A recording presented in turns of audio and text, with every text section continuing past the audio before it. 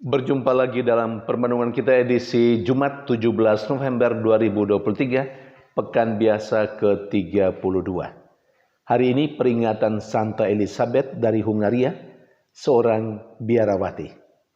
Bacaan-bacaan liturgi hari ini, bacaan yang pertama dari kitab Kebijaksanaan bab 13 ayat 1-9 dan bacaan Injil dari Injil Lukas bab 17 ayat 26 sampai 37. Kedua bacaan liturgi hari ini mengungkapkan kepada kita bahwa Allah yang tidak kelihatan itu menyatakan diri melalui ciptaannya. Allah yang tidak kelihatan itu menyatakan kehendaknya melalui peristiwa-peristiwa yang terjadi dalam kehidupan manusia.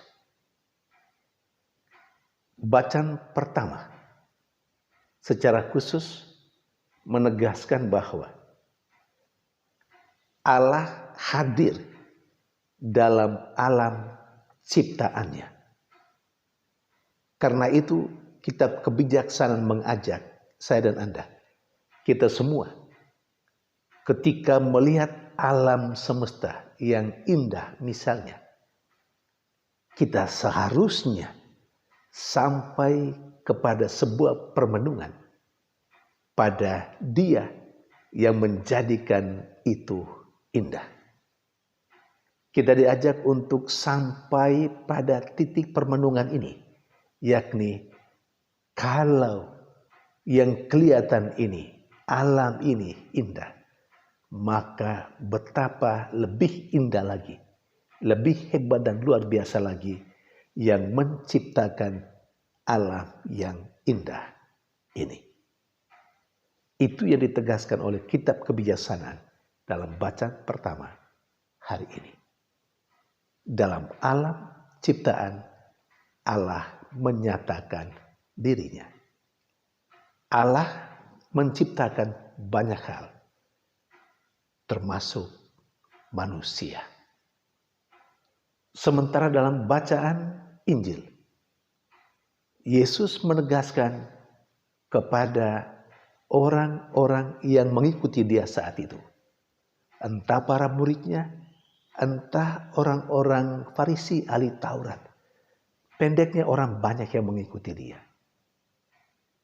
Yesus menegaskan kepada mereka bahwa Allah juga hadir dan menyatakan kehendaknya melalui berbagai macam peristiwa yang terjadi. Yesus mengingatkan mereka semua tentang peristiwa air bah pada zaman Nuh, juga peristiwa Lot. Dan Yesus mengatakan demikian juga yang akan terjadi pada saat Anak Manusia datang. Semua peristiwa yang terjadi menyatakan kehendak Allah. Maka baik bacaan yang pertama maupun bacaan yang kedua itu mengungkapkan Allah yang hadir dan menyatakan kehendaknya melalui alam ciptaannya dan setiap peristiwa yang terjadi dalam kehidupan kita. Saudari dan saudara yang terkasih, namun terkadang atau banyak kali saya dan Anda, banyak di antara kita yang tidak mampu melihat kehadiran Allah, baik dalam alam ciptaan yang indah maupun dalam setiap peristiwa kehidupan kita. Semua peristiwa yang baik ataupun yang tidak baik, di sana Allah menyatakan kehendaknya.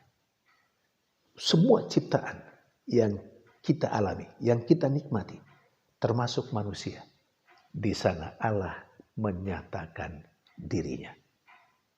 Saudari dan saudara yang terkasih, terkadang orang bersenang-senang, mengalami keindahan, berwisata di mana yang indah tempatnya.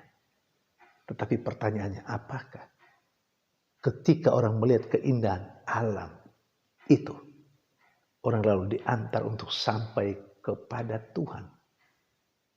Dan mestinya dalam permenungan orang mengatakan kalau alam saja sebagai ciptaan begitu indah, betapa lebih indah lagi Tuhan yang menciptakan. Dia yang menciptakan itu. Seringkali juga setiap pengalaman yang kita hadapi, hampir setiap hari dalam kehidupan kita, sering kita tidak sampai pada atau membaca apa yang menjadi kehendak Allah dalam setiap peristiwa kehidupan kita. Kita yang sampai sebatas peristiwa itu saja sebagai sebuah yang alami. Tidak. Mestinya terinspirasi dari bacaan-bacaan hari ini, bacaan Injil dan bacaan pertama. Kita diajak untuk melangkah lebih jauh, melihat semua peristiwa yang terjadi. Tidak hanya sekedar sebuah peristiwa alami, tetapi ada apa di balik itu. Kita melihat bahwa Tuhan merencanakan sesuatu atau menyatakan kehendaknya melalui peristiwa itu. Saudari dan saudara terkasih, dari sekian banyak orang yang gagal paham tentang ini, hari ini gereja mengajak kita melalui peringatan Santa Elisabeth dari Hungaria, salah satu contoh orang kudus yang mampu melihat kehadiran Allah dalam diri alam ciptaan, terutama manusia. Santa Elisabeth dari Hungaria mampu melihat bahwa Kristus hadir dalam diri manusia, terutama mereka yang miskin. Saudari dan saudara terkasih, semoga terinspirasi dari peringatan Santa Elisabeth dari Hungaria ini. Kita pun diajak untuk melihat semua yang ada di sekitar kita sebagai tanda kehadiran Allah. Kita juga mampu melihat semua peristiwa yang terjadi dalam kehidupan kita sebagai cara Allah menyatakan kehendaknya kepada kita. Maka dari kita dituntut untuk sedikit merefleksi, masuk ke dalam diri dan merefleksikan setiap peristiwa kehidupan kita. Kita akan mendapatkan yang berarti untuk hidup kita. Karena itu enak tidak enak, bagaimanapun juga. Kalau itu memang kehendak Tuhan, itu yang terbaik untuk kita. Dan mari kita menerima itu sebagaimana Tuhan menghendakinya. Tuhan memberkati.